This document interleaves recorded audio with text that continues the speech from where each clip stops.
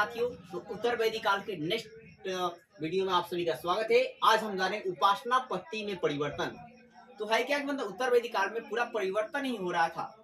तो है क्या, जैसे पूर्व वैदिक काल में यज्ञ अत्यंत छोटे, अत्यंत सरल और क्या छोटे होते थे, और यज्ञ जो है कोई भी कर सकता है, और अधिकार जो है अधिकतर यज्ञ जो है परिवार के मुखिया द्वारा किया जाता था। ऋग वैदिक काल में है जो क्या कि यज्ञ जो है सरल और छोटे होते थे, यज्ञ कोई भी कर सकता है, और यज्ञ जो है प्रायः परिवार के मुखिया के द्वारा किया जाता था। लेकिन जैसे उत्तर वैदिक काल होता है, यज्ञ खर्चीला हो जाता है, और यज्ञ जो है विशेष अधिकार वाले लोग करते हैं, ब्राह्मण या पुरोहित के द्वारा किया कराए जाते हैं। और इसके अलावा यज्ञों में आपको मतलब कराने के लिए उसमें भेंट दिए जाते हैं, गाय को भेंट दिए जाते हैं, घोड़े भेंट दिए जाते हैं, दासियां भी भेंट दी जाती है। और एक राशिव नाम का यज्ञ होता था, उसमें लगभग 2 लाख, क्या सुना आपने, 2 लाख गायों को भेंट में दिया जाता था। कितने गाय को? 2 लाख गायों को। ठीक है।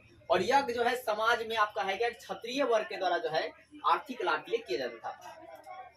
तो आपने क्या देखा कि दोस्तों कि पूर्व वैदिक काल में यज्ञ अत्यंत सरल और छोटे थे, यज्ञ को कोई भी कर सकता है, अधिकतर यज्ञ जो है परिवार के मुखिया द्वारा किए जाते थे। परंतु उत्तर वैदिक काल में यज्ञ बड़े खर्चीले हो गए, यज्ञ ब्राह्मणों के द्वारा किया था, और ये उपहार में गाय घोड़ा दासियां भी दी जाती थी।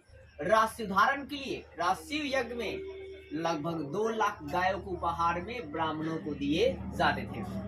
समाज में क्षत्रिय वर्ग आर्थिक लाभ के लिए यज्ञ करवाते थे। किस लिए करते थे? आर्थिक लाभ के लिए करवाते थे। बड़े बड़े सामूहिक यज्ञ भी होने लगे।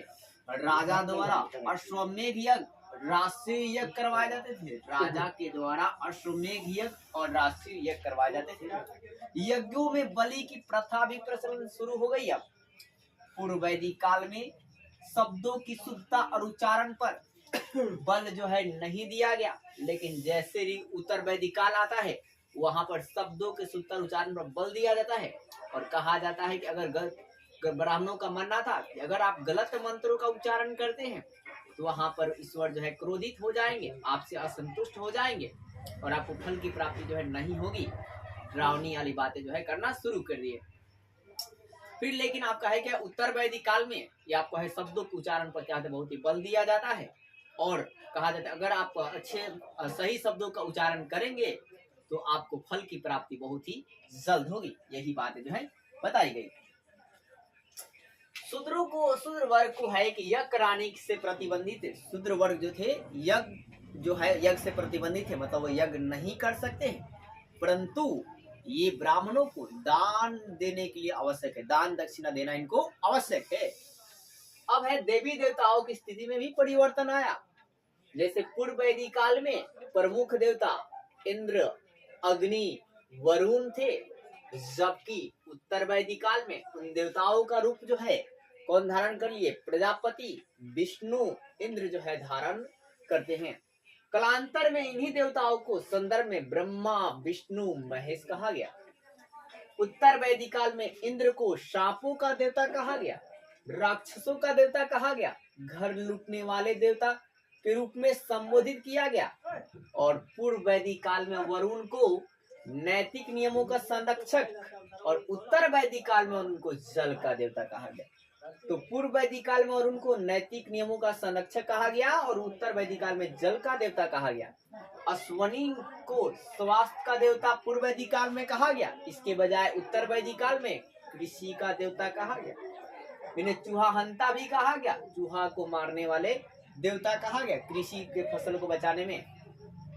सविता को नए नए घरों के निर्माण का देवता कहा गया, और पुरुष को शूद्रों के देवता कहा गया। कुशन को क्या कहा गया? शूद्रों का देवता कहा गया। इसके अलावा बच्चों के जन्म कराने वाले भी देवता किसको कहा गया था? कुशन को ही कहा गया। अन्य देवी देवताओं का भी विकास हुआ, जैसे यम, यज्ञ, कुबेर, अश्वनी और गंधर्व।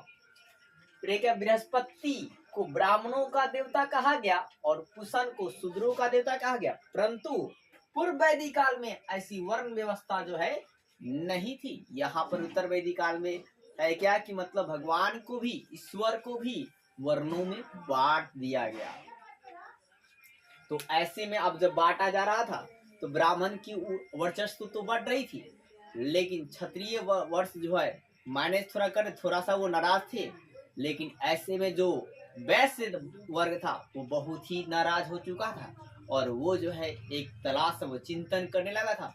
और इसलिए बौद्ध धर्म और जैन धर्म में 6ठी शताब्दी में जब महापरिवर्तन का काल जो आता है तो जैन धर्म और बौद्ध धर्म में अधिकतर जो लोग हैं वो आपके वैश्य वर्ग के होते हैं, यानी व्यापारी वर्ग के होते हैं। क्योंकि व्यापारियों का मतलब है क्या कि एक जगह से दूसरी जगह में जाने में ब्राह्मणों ने प्रतिबंध लगा दिए थे और विशेष अगर प्रतिबंध लगाने पर जो मतलब ऐसा काम करते थे वो दंड भी दिया जाते थे।